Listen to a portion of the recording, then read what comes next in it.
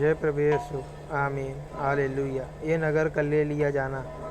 18 का पहला। तब यहोवा ने यहोशू से कहा, मत डर और तेरा मन कच्चा न हो। कमर बांध कर सब योद्धाओं को साथ ले और ये पर चढ़ाई कर। सुन, मैंने ये के राजा को, उसकी प्रजा और उसके नगर और देश समेत तेरे वश में किया है। दूसरा, और जैसा तूने यरीहो और उसके राजा से किया वैसा ही ये और उसके राजा के साथ भी करना। केवल तुम पशुओं समेत उसकी लूट तो अपने लिए ले सकोगे, इसलिए उस नगर के पीछे की ओर अपने पुरुष हाथ में लगा दो। तीसरा, अतः यहोशू ने सब योद्धाओं समेत ए पार चढ़ाई करने की तैयारी की और यहोशू ने 30,000 पुरुषों को, जो शूरवीर थे, चुनकर रात ही को आज्ञा देकर भेजा। और चौथा, और उनको यह आज्ञा दी, सुनो, तुम उस नगर के पीछे की ओर हाथ लगाए बैठे रहना, नगर से बहुत दूर न जाना और सबके सब तैयार रहना। पांचवा, और मैं अपने सब साथियों समेत उस नगर के निकट जाऊंगा और जब वे पहले के समान हमारा सामना करने को निकले तब हम उसके आगे से भागेंगे। छठा, तब वे यह सोचकर कि वे पहले की भांति हमारे सामने से भागे जाते हैं, हमारा पीछा करेंगे। इस प्रकार हम उनके सामने से भागकर उनके नगर से दूर निकाल ले जाएंगे। सातवां, तब तुम घात में से उठकर नगर को अपना घर अपना कर लेना, क्योंकि तुम्हारा परमेश्वर यहोवा उसको तुम्हारे हाथ में कर देगा। आठवां, और जब नगर को ले लो तब उसमें आग लगाकर फूंक देना, कि यहोवा की आज्ञा के अनुसार ही काम करना। सुनो, मैंने तुम्हें आज्ञा दी है। नौवां, तब यहोशू ने उनको भेज दिया और वे घात में बैठने को चले गए और बेतेल और एक के मध्य में और एक ही पश्चिम की ओर बैठे रहते रहे, परंतु यहोशू उस रात को लोगों के बीच टिका रहा।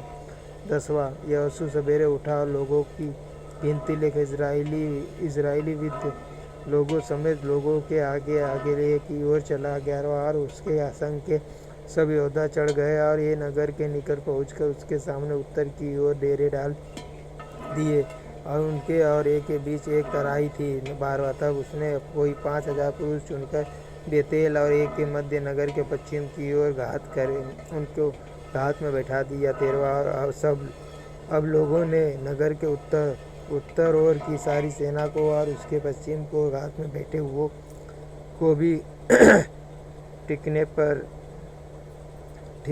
पर कर दिया। तब यहोशू उसी रात तराई के बीच गया।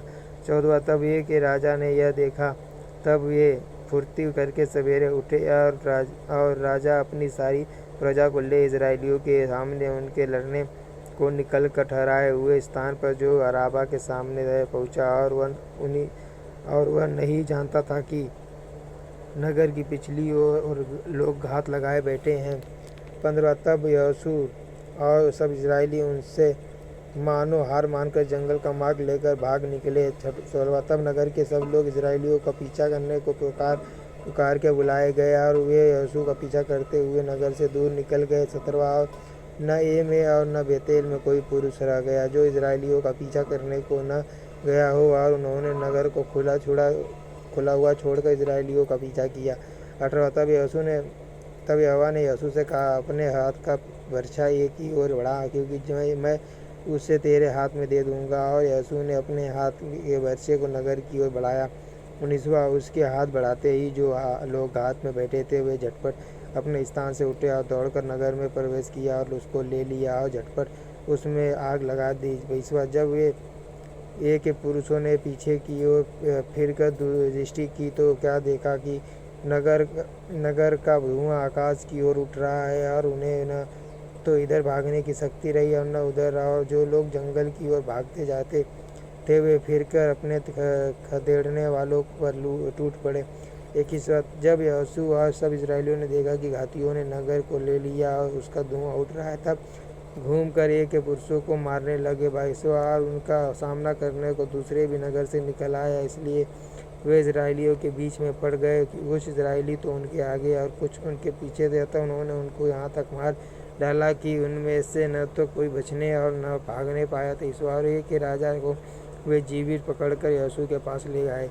24वां, जब इजरायली के सब निवासियों को मैदान में अर्थात उस जंगल में जहाँ उन्होंने उनका पीछा किया था घात कर चुके, तब वे सब के सब तलवार से मारे गए, यहाँ तक कि उनका अंत ही हो गया। तब सब इजराइलियों ने एक को लौटकर उसे भी तलवार से मारा। 25वां स्त्री।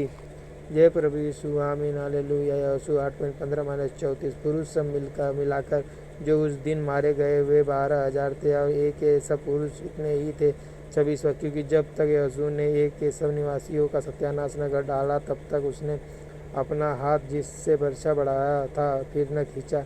27वां। यहोवा की उस आज्ञा के अनुसार जो उसने यहोशू को दी थी इजराइलियों ने पशु आदि नगर की लूट अपनी कर ली। 28वां। तब यहोशू ने एक को फुँकवा दिया और उसे सदा के लिए खंडहर कर दिया। वह आज तक उजाड़ पड़ा है। 29वां। और एक के राजा को उसने सांझ तक वृक्ष पर लटका रखा और सूर्य डूबते डूबते यहोशू की आज्ञा से उसका शव वृक्ष पर से उतार कर नगर के फाटक के सामने डाल दिया गया और उस पर पत्थरों का बड़ा ढेर लगा दिया जो आज तक बना रहा। जय प्रभु यीशु। आमीन hallelujah hallelujah hallelujah hallelujah hallelujah. जय प्रभु यीशु। आमीन।